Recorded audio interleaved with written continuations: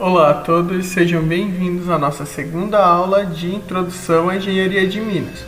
Bom, na aula de hoje o assunto é EIA, RIMA e a mineração, né?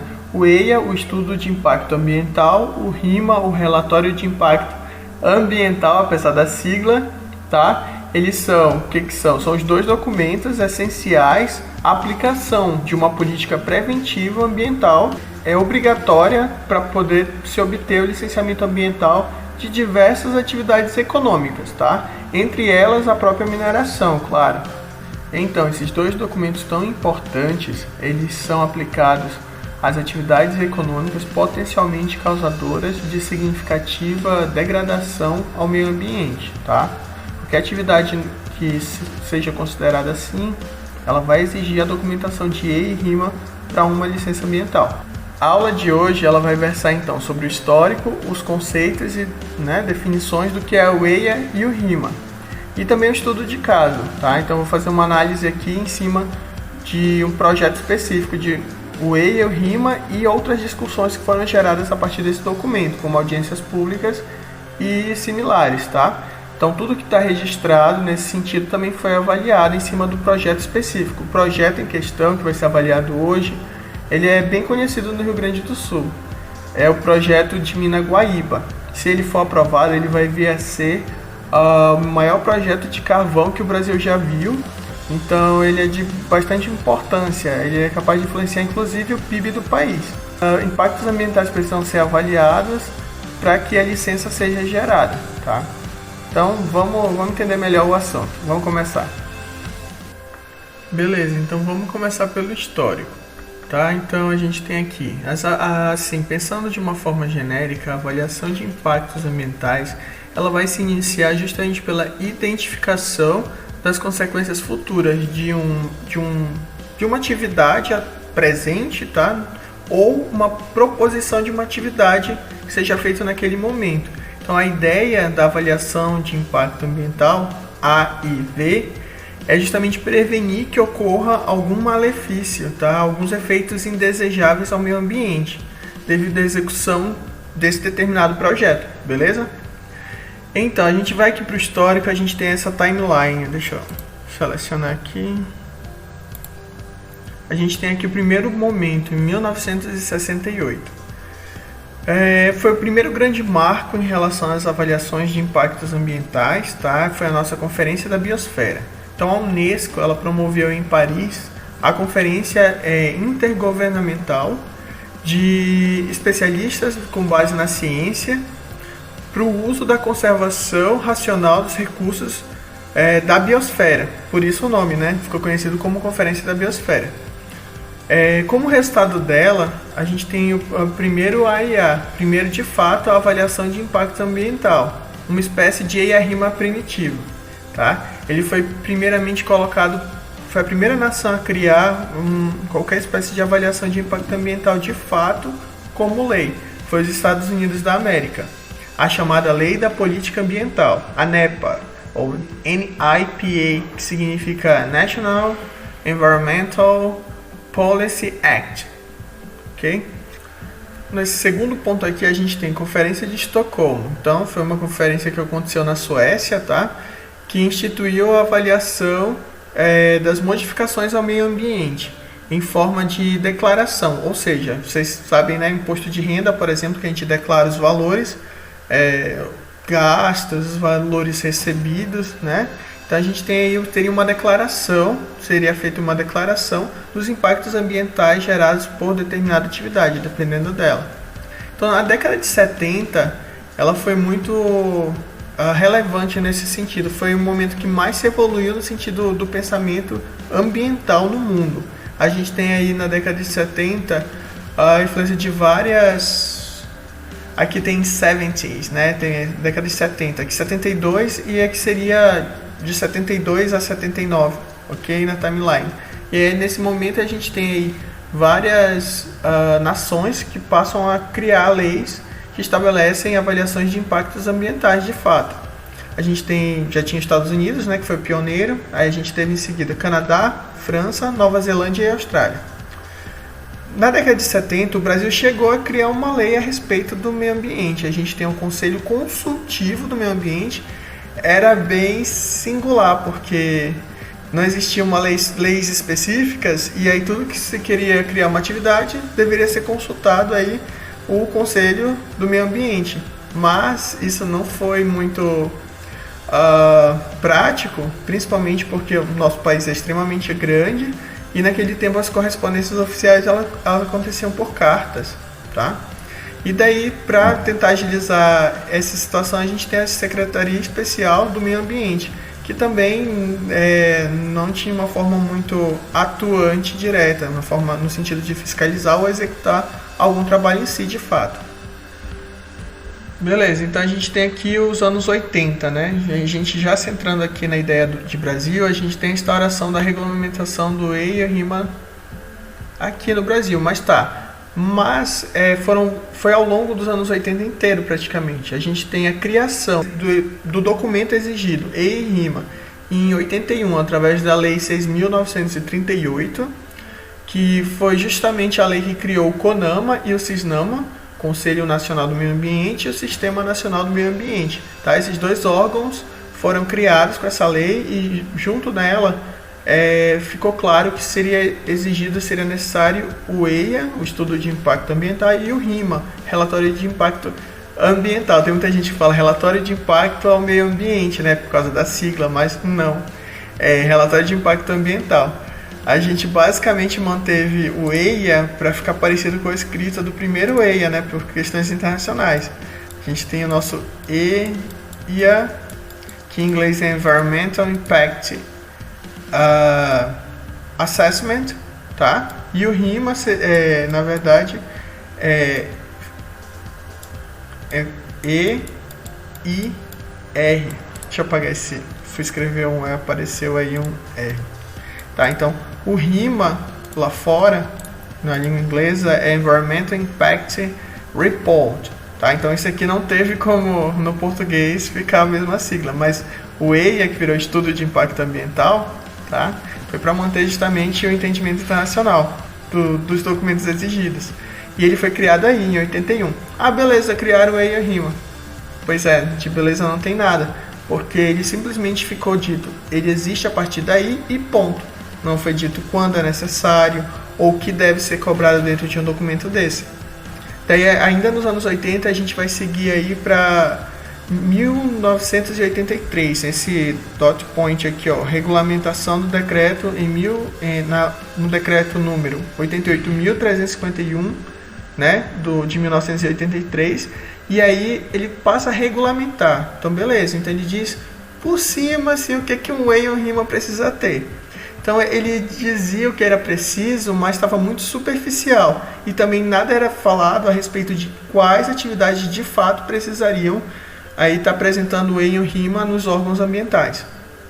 Então foi aí que finalmente, aqui embaixo, onde vocês estão vendo aqui, ó, número 001, ou de 86, a gente tem a instituição aí da resolução CONAMA, do Conselho Nacional do Meio Ambiente, né?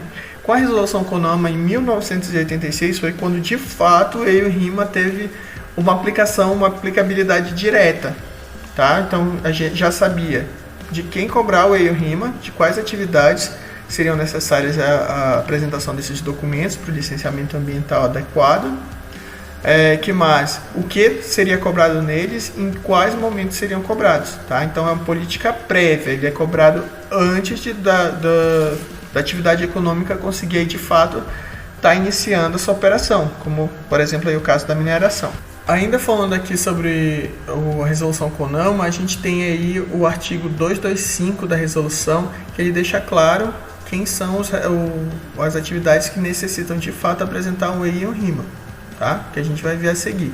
Mas antes de eu passar para o próximo slide, eu queria também citar outro ponto importante da questão de avaliação de impacto ambiental, que foi um marco também, talvez menor que todos esses quatro, mas também teve uma certa relevância. Aí em 89, aí fechando a década de 80, 89 e também, né, principalmente na região norte, na década de 90, já em 1990 exatamente, leis orgânicas foram criadas deixando claro que é responsabilidade também do município fazer essa avaliação dos impactos ambientais. Então foram criadas as secretarias do meio ambiente, esses órgãos ambientais locais. Daí, a partir desse momento, a partir da década de 90, finalmente o Brasil tem a responsabilidade dos impactos ambientais das atividades econômicas nas 3 esferas: federal, estadual e municipal, nesse caso. Tá? E daí a gente chega aqui no nosso próximo slide, atividades que exigem EIA e RIMA. Dutos, mineroduto, oleoduto, gasoduto, tubulações de esgoto também, eles precisam de EIA e de RIMA. São atividades que a gente pode estar aí dizendo que apresentam, são passíveis de efeitos potencialmente causadores de degradação ambiental. Aí tá aí os dutos. Mineroduto, a gente tem, por exemplo, aqui mesmo no Pará, em Paragominas, a Hidro transporta minério de Paragominas, né, em forma de polpa no mineroduto, até Barcarena, onde vai ter um primeiro tratamento, primeira transformação da bauxita em alumina. Tá?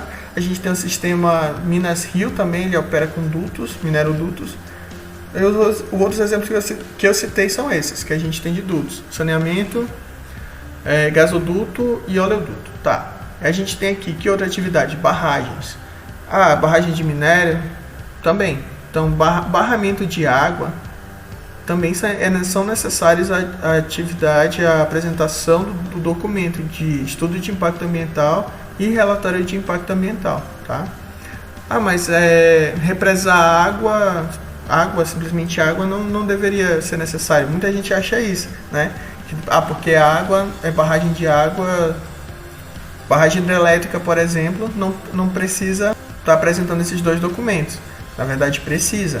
Quando a gente faz um barramento, estilo, por exemplo, hidrelétrica de Tucuruí, a gente tem um lago formado, que aí, no caso de Tucuruí, extravasou por alguns outros municípios, tá? Chegando até mesmo em Marabá. Daí, é uma área ambiental que passa a ser alagada. Vocês lembram no tempo da polêmica que foi a criação da hidrelétrica de Belo Monte? Pois é.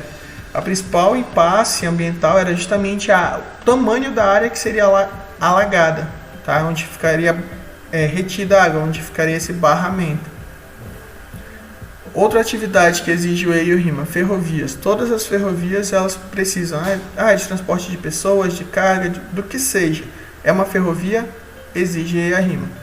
Rodovias. Qualquer rodovia precisa de um relatório de impacto ambiental, de um estudo de impacto ambiental? Não. Rodovias acima de 2 faixas, tá? Se a gente tem eu vou fazer aqui uma rodovia que tenha 2 faixas, não é necessário. São outros documentos ambientais muito mais simples que são exigidos, que a gente vai ver logo adiante, tá? A gente tem portos. Todo e qualquer porto, independente do tamanho, é exigido esse documento. Outra atividade: exploração madeireira. Exploração madeireira ela só é legal quando ela tem aí o EIA e o RIMA. Se ela não apresenta esses documentos, então a madeireira ela é ilegal. Projetos urbanísticos com áreas maiores que 100 hectares. Às vezes, algumas situações de projetos urbanísticos também precisam de EIA e RIMA, mesmo que tenham menos de 100 hectares, quando, por exemplo, numa APP, numa área de preservação permanente e outros locais que causariam impactos ambientais acima do esperado. Tá? Muita gente diz que o agro é pop, né? Em projetos agrícolas. Se o agro só traz benefícios, por que ele precisa de um EIA RIMA? Ele precisa de um EIA RIMA porque ele causa impacto ao meio ambiente. Observe essa imagem aqui do tratorzinho colhendo não sei que produto aqui. Não, mas ele é necessário para a nossa alimentação. Sim, e o minério é necessário para celulares, para hospitais, tá? Então, imagine que essa área aqui é na Amazônia. Então, ao invés de uma floresta frondosa, cheia de árvores gigantescas, é preciso derrubar para estar aí criando áreas de soja, por exemplo, que é o que tem acontecido hoje ao redor de Santarém, aqui no Pará. Tá? Então, se tem mais de 1.000 hectares, é exigido um EIA RIMA. Na Amazônia, as exigências são um pouquinho maiores, então uma área menor requer um EIA RIMA. Tá? Um projeto agropecuário com uma área menor de 1.000 hectares no bioma Amazônia precisa de um EIA RIMA. Complexos industriais e agroindustriais. Então, passou a ser indústria, eu posso estar falando aí simplesmente de, por exemplo, uma instalação aí de uma empresa de corte de carne. Ele cria o gado e faz o corte. A partir do corte em escala industrial, a gente está exigindo aí o EIA e o RIMA. A gente precisa apresentar esses documentos. Eu posso estar falando aí também de metalurgia, toda a indústria metalúrgica, siderúrgica, por exemplo. Agroindustriais também, quando o processamento passa numa escala industrial, também é necessário o EIA e RIMA, apesar de a gente estar falando do agro aí, que teoricamente, né, as pessoas têm em mente, por ser tudo verdinho, não causa impacto ambiental. E causa, inclusive, em termos de área, impactos ambientais muito maiores do que a mineração. Outra atividade, energia elétrica maior do que 230 kW. É o caso, por exemplo, do Linhão aqui em Juruti. A gente está em processo de... Aqui em Juruti, a gente tem uma energia fornecida pela queima de combustível fóssil ainda. Pois é, o estado tem 3 barragens. Uma é gigantesca, igual Tucuruí, a outra é Belo Monte. E a gente tem uma terceira aqui próxima a Santarém. Mas a cidade ainda consome energia produzida por queima de combustível fóssil, né? Extremamente prejudicial ao meio ambiente.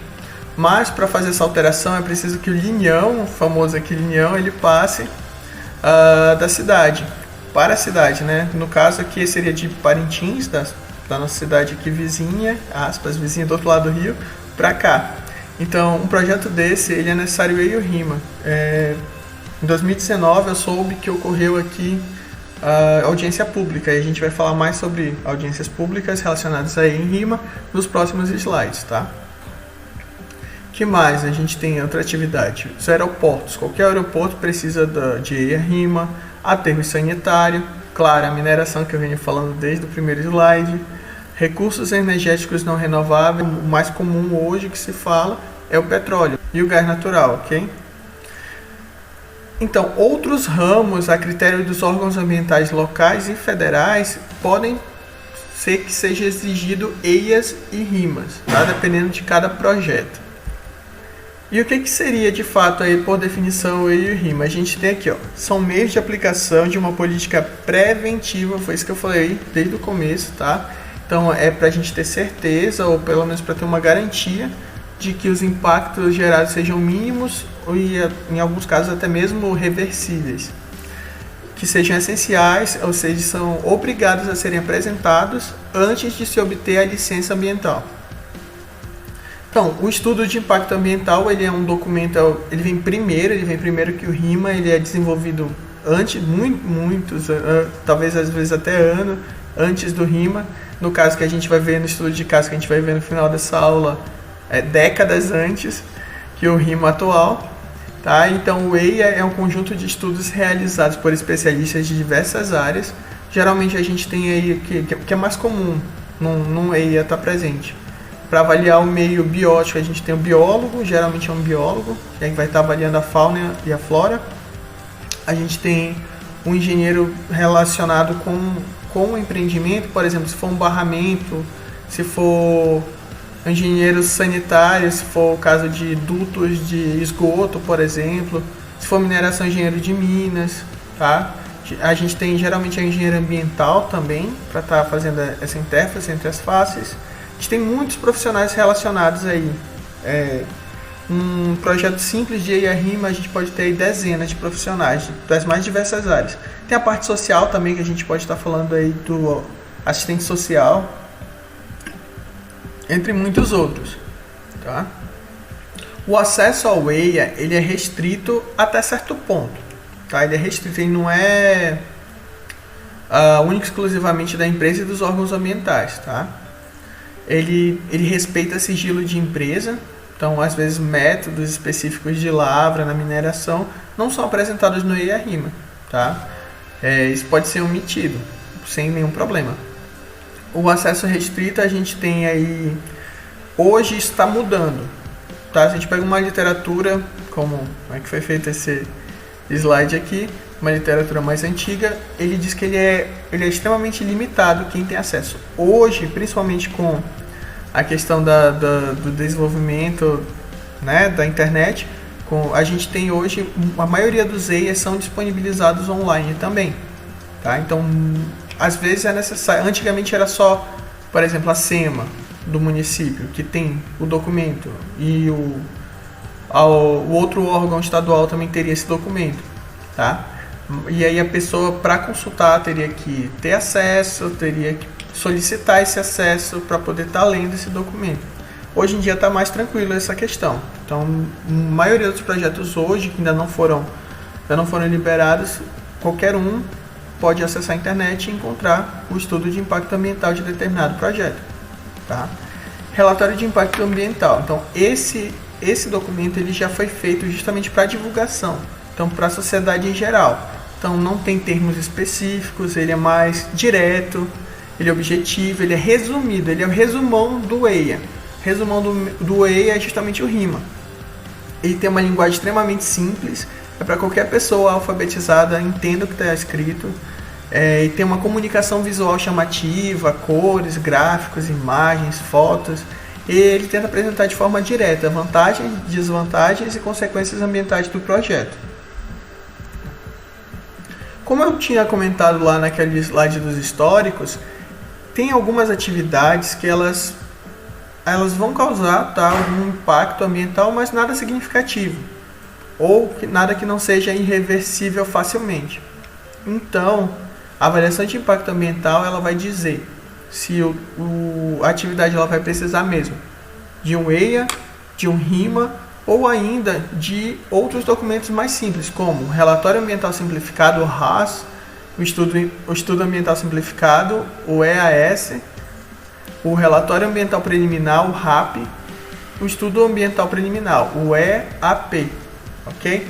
Então, cada um desses eles vão fazendo pares, assim como o EIA e o RIMA, um é o completo, outro é o resumão, a mesma ideia segue nesses outros dois pares de documentos. Relatório Ambiental Preliminar, o RAP, ele vai ter um estudo anterior, um pouco mais detalhado, que é o EAP. E o Relatório Ambiental Simplificado vai ser o resumão do Estudo Ambiental Simplificado, ok? Então, como é que funciona na prática a dinâmica aqui dos órgãos federais, estaduais e municipais? A gente tem aqui o CONAMA, né, a resolução CONAMA, aí que vai estar abrangendo todas as leis, todas não, mas as principais leis relacionadas ao EIA-RIMA, o que deve conter, como deve conter, o que deve ser analisado, o que não precisa ser analisado de repente, tá? Então a gente tem aqui consulta de órgãos local. Então primeiro você dá entrada, por exemplo, vou abrir, sei lá, um negócio de areia, uma extração de areia. Então eu vou gerar insumo para construção civil, tá? Então eu chego lá no meu órgão municipal, faço uma consulta local e essa secretaria, por exemplo, aí do município, ela pode estar checando junto ao IBAMA, ao ICMBio, tá? O IBAMA, Instituto Brasileiro de Meio Ambiente, o ICMBio, Instituto Chico Mendes de Biodiversidade, a Secretaria Estadual do Meio Ambiente.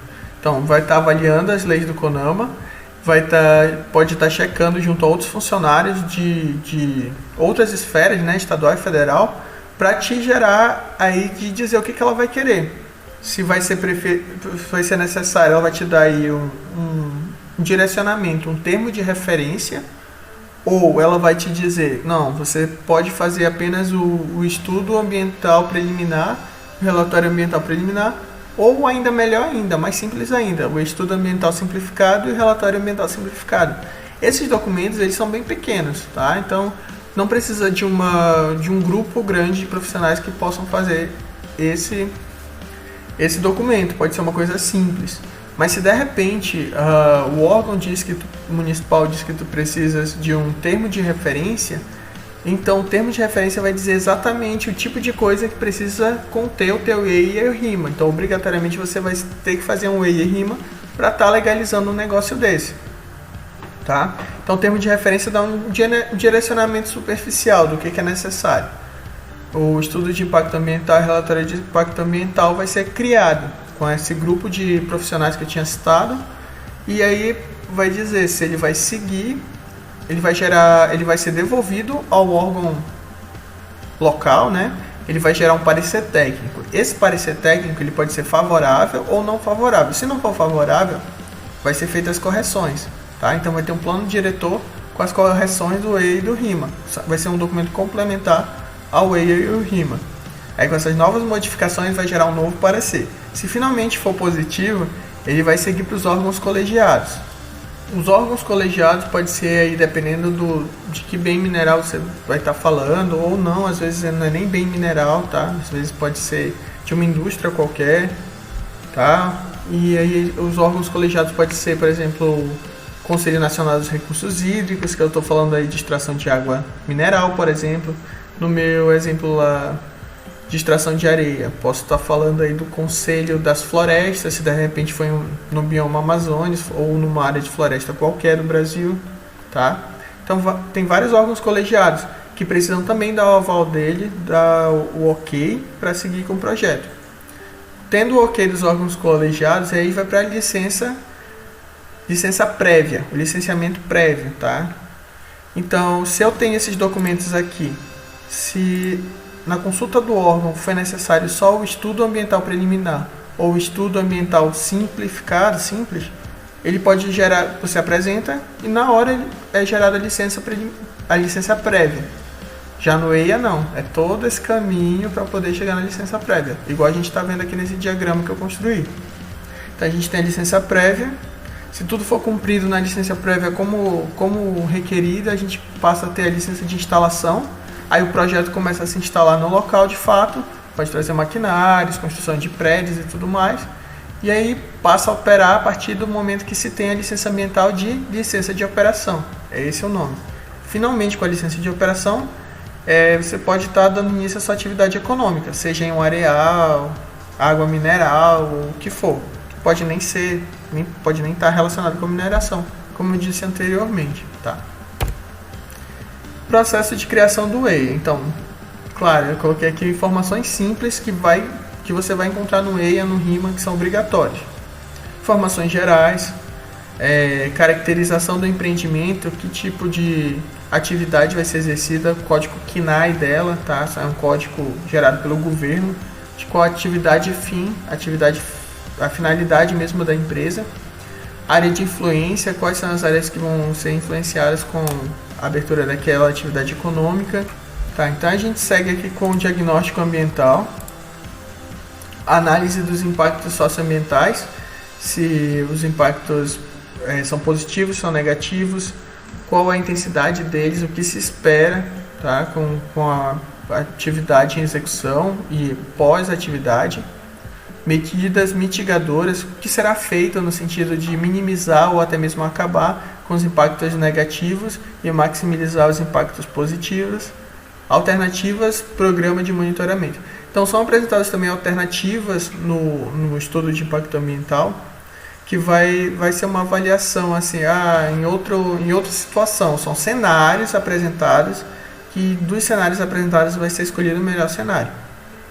E o programa de monitoramento ambiental, tá? Que precisa ser cumprido ao encerramento da atividade. No EIA vai ter a avaliação dos impactos,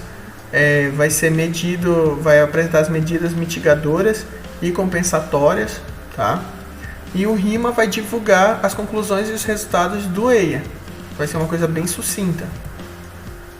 Elementos essenciais: objetivo, justificativa, descrição do projeto, alternativas em termos tecnológicos, área de influência, se é possível mudar. Por exemplo, no caso da mineração, a gente tem a rigidez locacional. O que é a rigidez locacional? É quando a atividade econômica, ela obrigatoriamente precisa ocorrer naquele lugar. Diferente aí de outros EIA-RIMAs. Será que a ferrovia precisa mesmo passar por essa área, que é uma unidade de conservação, por exemplo? Tá? Então, existem alternativas tecnológicas de área de influência, que foi esse caso aí da ferrovia que eu citei, de matérias-primas utilizadas, de mão de obra, tá? Sempre é interessante estar dando prioridade para a mão de obra local, isso tem que estar presente desde os primeiros documentos ambientais, até para evitar o grande número de êxodos, tá? Entre regiões, entre estados, às vezes até mesmo entre municípios. Fonte de energia, quais são as fontes de energia que serão utilizadas no projeto, na atividade. Processos e técnicas operacionais que poderão ser aí alternativas, tá? Poderiam impactar menos no meio ambiente. Toda vez que eu falo alternativa aqui, eu estou me referindo justamente a isso. Formas de impactar menos o meio ambiente. Etapas de implantação, operação e desativação também devem estar presentes nesses documentos e prováveis impactos ambientais. Resultados de avaliação ambiental no meio físico, biótico e socioeconômico. Os cenários apresentados, eles não vão avaliar só a questão de qualidade do solo, qualidade das águas, dos recursos hídricos, mas também a fauna e o meio físico que sofrerá alteração, tanto no sentido temporário quanto permanente. A gente tem aí cenários alternativos, tá? Então quem gosta de ficar naquela história do se fizesse dessa forma, se fizesse daquela, então avaliar todos os cenários, fazer todas essas checagens. O tempo de desenvolvimento do projeto e indicar os métodos aplicados, as técnicas e as interpretações. Pode ser omitido segredos de empresa? Pode. Esse daí não é obrigatório. Por exemplo, a Coca-Cola vai se instalar, é uma indústria, então precisa de whey e rima, vai se instalar na região X. E daí ela tem a fórmula secreta da Coca-Cola, diz que não é tão secreta mais, né? E daí isso não precisa constar no whey e rima, mas fora isso, praticamente todo o processo dela precisa estar presente, tá? De onde vai ser jogado, onde vai ser lançado os efluentes líquidos da indústria, nesse caso aí da Coca-Cola. Que tipo de contaminação pode gerar no solo ou nos recursos hídricos, se tem algum tratamento para diminuir, tá? alguma coisa alternativa nesse sentido. Os resíduos gerados, emissões de poluentes, tanto do ar, quanto os corpos hídricos, quanto os prováveis efluentes lançados. A gente tem distribuição de ônus e bônus social do projeto, tá? Principalmente no sentido local, da população local, que é a mais afetada, e medidas mitigadoras e compensatórias, tá? Já tinha dito isso. Então mas qual que é a diferença do EIA e o RIMA? O EIA, ele engloba todos os elementos do RIMA. Então, se eu pegar o EIA, eu vou estar com o RIMA lá dentro. Só que o RIMA tem uma apresentação muito mais fácil, mais atraente, tem cheio de gráficos. Então, enquanto a informação pode ter, são dados simplesmente jogados nus e crus, podem estar no EIA, no RIMA não. No RIMA os dados vão estar tratados, vão ser apresentados só os dados que mais interessarem, tá? O EIA, ele vai conter levantamento de literatura científica e legal pertinente, tá? Falando aí de legislação. O trabalho de campo, que geralmente é realizado por engenheiro ambiental, biólogo. Análises de laboratório, principalmente no sentido de avaliar quais são as características do solo e da água antes da implantação da atividade. E pode conter a redação própria diferenciada de relatório, ou seja, uma linguagem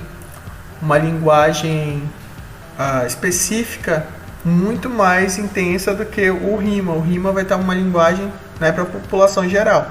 O RIMA, ele vai refletir as conclusões do EIA, segundo o artigo 9 da Resolução CONAMA, né, 001 de 1986. Ok? Então, a gente tem aqui, para ser aprovado, o EIA, ele precisa ter uma linguagem técnica, detalhada, com termos específicos, siglas diretas. A apresentação dele é feita em como? É um arquivo em A4, pode ser A3 se for um mapa, uma coisa assim, um projeto assim, mas dobrado, tamanho A4. Compaginação, ou seja, numeração de páginas, design gráfico padrão, nada muito, como eu posso dizer, colorido, ou muito, tem que ser uma coisa muito sóbria. A gente tem impactos detalhados, diferente do RIMA, o impacto pode ser simplesmente citado. Cenários alternativos bem desenvolvidos, quando no RIMA os cenários alternativos também podem ser simplesmente citados. Pode conter anexos e apêndices. O EIA, o RIMA não. É uma versão impressa disponível, ela deve ser disponibilizada em todos os órgãos públicos relacionados, tá? E o RIMA, o Environmental Impact Report, o EIR, né?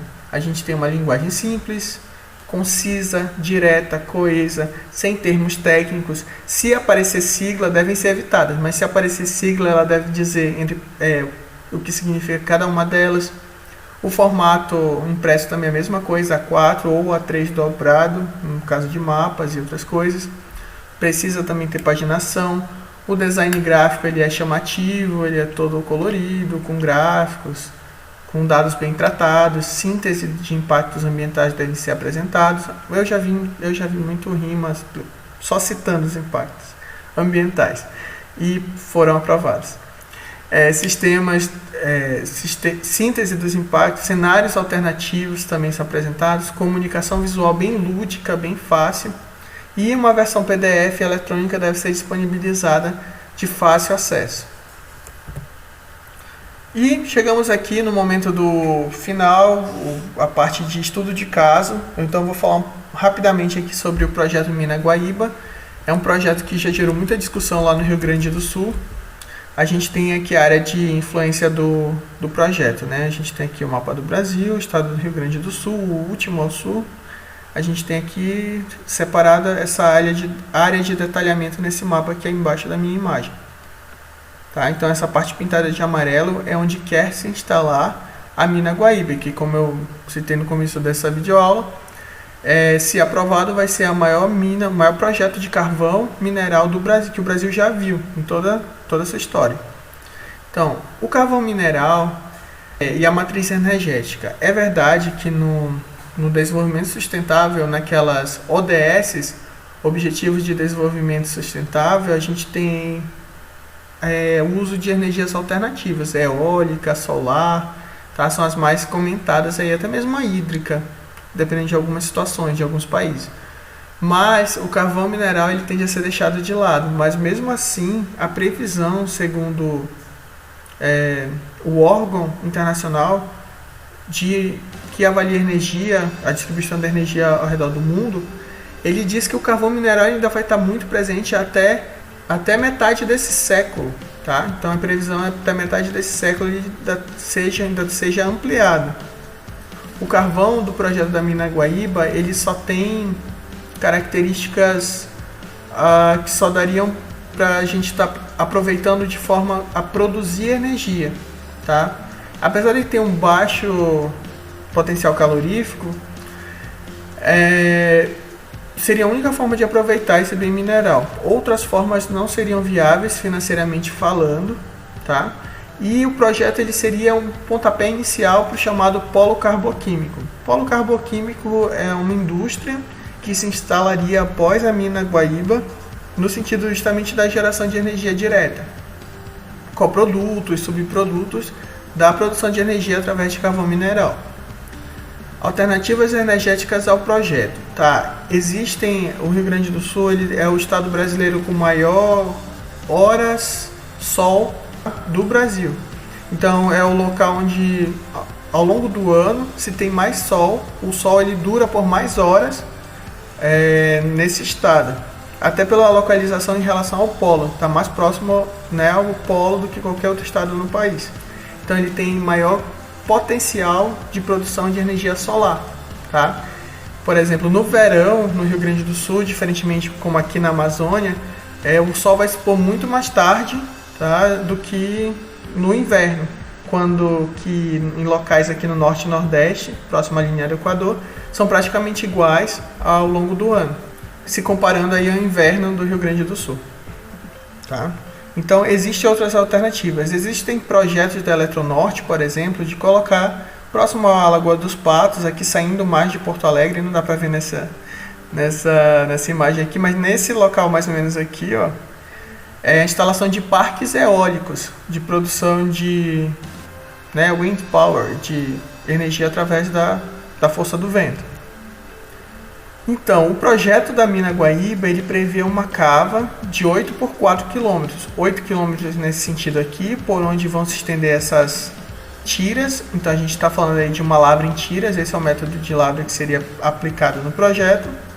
No sentido oeste, leste, 8 km. No sentido norte-sul, 4 km.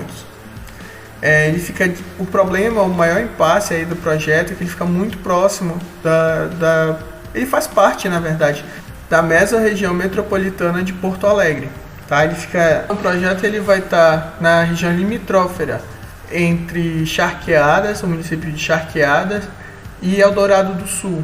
Tá? E ele fica muito próximo, ele fica a 16 quilômetros do centro histórico de Porto Alegre. Então faz parte da composição da mesorregião metropolitana de Porto Alegre. Então é a área mais habitada do estado. A cava prevê 100 metros de profundidade, tá, nessas tiras. Quais são os impactos positivos e negativos do projeto? A gente tem aí produção de cascalho, então o desenvolvimento da construção civil, que tem uma previsão muito boa para os próximos anos na região metropolitana de Porto Alegre, pode aí ser beneficiada no sentido de preços e outras coisas com a produção de cascalho. Mas não é um projeto de mina de carvão? Ok, mas o cascalho é uma das camadas que estão no solo acima do carvão mineral lá desse projeto. Que outro ponto a gente tem? E nesse caso é um ponto positivo, né? Rebaixamento do lençol freático. Então isso é um ponto negativo. No EIA-RIMA a gente vê um desvio do arroio e após algumas contestações teve um plano diretório que moveu o projeto um pouco para o lado, né? Para fazer o mínimo do desvio desses arroios. Arroio é um corpo d'água, assim, a gente que aqui do norte não usa muito essa terminologia, a gente tem mais igarapés e outras coisas. Tá, mas arroio, você imagina um curso de água não tão grande, mas dá para pescar, tá? Tem uma certa relevância. A gente tem aqui outro ponto, o rebaixamento do lençol freático. Sim, pois é, como tem os arroios na superfície, sobre isso foi pensado, né? Foi criada uma alternativa, ainda depois da publicação do EI do RIMA, com o plano diretório. Mas no sentido Z, né, digamos assim, no sentido altimétrico, a gente tem aí o rebaixamento do lençol freático, e isso pode criar problemas futuros, no sentido de que o delta do Jacuí, que é por onde esses arroios, por onde esses lençóis freáticos vão desaguar, eles ficam na parte superior, um pouco antes da capital Porto Alegre, tá? E essa modificação no terreno pode gerar várias influências, não só no nível microbiológico, mas também no nível macro, de algas e outros seres vivos, tá? E pode causar, não se sabe ao certo, tipo assim, aumentar 100 metros de profundidade, o rebaixamento do lençol freático, pode causar muitos outros impactos, até mesmo na superfície. Que mais outro ponto que a gente tem aqui de interessante no projeto? Em termos de pilha de estéreo, a gente só vai apresentar uma única pilha de estéreo e ela vai ser temporária. Isso é muito positivo. O método de lavra em cavas é um dos menos agressivos ao meio ambiente a longo prazo, tá? Porque tudo que é revolvido de terra, ele é colocado de volta logo em seguida com a abertura da próxima tira, tá? Então, a princípio, só haverá uma única pilha de estéreo e que depois vai ser colocada de volta na escavação. A drenagem ácida de mina, isso é um problema muito comum de alguns tipos de mina, como cobre e carvão mineral, que é o caso. Tá? Então, pode contaminar os solos e os recursos hídricos. Então, isso é um problema gravíssimo e que no EIA que eu li, ele só diz assim, é improvável que haja drenagem ácida de mina. Pronto, nada mais é feito, não é feita uma análise, possível tratamentos e essas coisas. A gente tem inexistência de barragem de rejeito, isso é um ponto muito positivo, né? Perante todo o que a gente viu que aconteceu aí com Mariana e Brumadinho. O fato do projeto não apresentar barramento é muito interessante. É utilizada uma tecnologia nova de processar, não com água, mas o resíduo, né, seco. O rejeito seco. A gente tem que mais? Maior produtora de arroz orgânico da América Latina. Então, um dos grandes problemas é que os povos que hoje vivem nessa área que quer se implantar, o projeto Guaíba, Mina Guaíba, é justamente a maior plantação de arroz orgânico da América Latina, tá? Então, isso causa um problema, um impasse com a comunidade local, mas, segundo legislação, a mineração tem prioridade. Como eu falei, a mineração tem rigidez locacional. A gente não pode estar movendo a mineração de um canto para outro. Já a agricultura de arroz orgânico a gente pode. Se houver uma medida compensatória, é possível estar fazendo essa realocação das pessoas que vivem nessa área, pondo elas para produzir, por exemplo, na área ao lado. O grande problema é que a maioria das pessoas que hoje fazem seu plantio, seu cultivo lá, não querem sair do local, tá? Mas, por questão de lei, é possível que haja remanejamento, por mais que as pessoas não queiram, um remanejamento forçado aí das pessoas. É previsto isso se o projeto for aprovado. Que mais? Isso aí é um ponto super negativo, né? Qualidade e importância dos corpos hídricos. Então, hoje, toda a região metropolitana de Porto Alegre, ela é justamente abastecida, principalmente a sua fonte é esse delta do Jacuí, que ele vai desaguar, ele vem dessa região onde está sendo minerada para poder chegar no delta do Jacuí de fato e desaguar ali e vai para o rio, né, para Guaíba, ali, o corpo hídrico Guaíba, que beira aí, que é responsável por toda a manutenção da água da capital gaúcha. Então, se acontece um problema ambiental de drenagem ácida de mina, por exemplo, ou outro qualquer, e contamina esse corpo hídrico, a gente pode estar falando aí de uma contaminação de toda a população, da maior população do estado. E talvez, se for irreversível, a gente vai ser necessário que seja comprado aí recursos hídricos, água mineral para a população metropolitana, talvez até mesmo de outro estado, ou da Serra Gaúcha, quase ali na divisa de Santa Catarina. Então isso vai gerar um problema econômico no fim das contas. Então muitos cuidados precisam ser tomados no sentido da qualidade, da importância, né? E da importância geográfica e da qualidade dos corpos hídricos que atravessam esse projeto aí da mina Guaíba. A geração de inúmeros empregos diretos e indiretos, isso sem dúvida. A mineração, os engenheiros de Minas, então, formados pela URGS, aí, estão sonhando com esse projeto dia e noite e dia, no sentido de emprego no estado. Qualidade de efluentes líquidos tratados e lançados. Então, pouco foi abordado nesse sentido no EIA. No RIMA, então, não foi nem citado. A qualidade dos efluentes, então, através da qualidade deles é possível dizer e prever uma contaminação ou não dos recursos hídricos. O projeto ele vai servir de base para a implantação do polo carboquímico do estado. Então é muito importante aí a gente estar pensando no projeto inicial para que seja gerado outro projeto, e outro projeto, no caso do polo carboquímico, ele vai impactar até mesmo no PIB do Brasil, tá? Então, é o projeto inicial que prevê o projeto seguinte.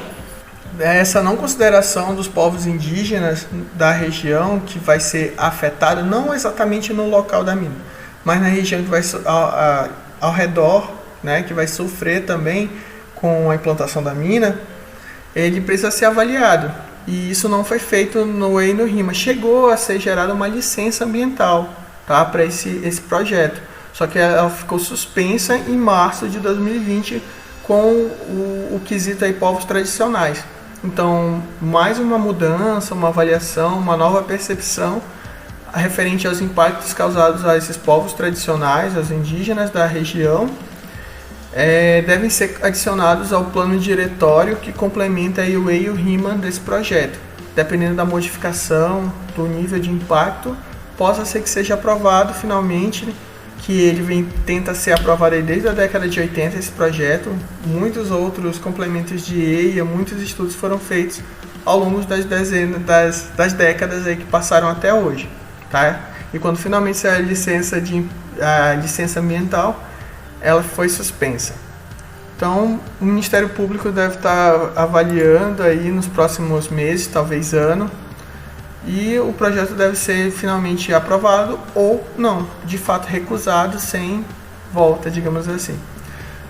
Um ponto positivo que eu não podia deixar de citar quando eu falo desse projeto é justamente a boa imagem que tem a empresa, a Copelme, tá? É responsável pelo projeto, por esse projeto aqui, implantação do projeto Mina Guaíba.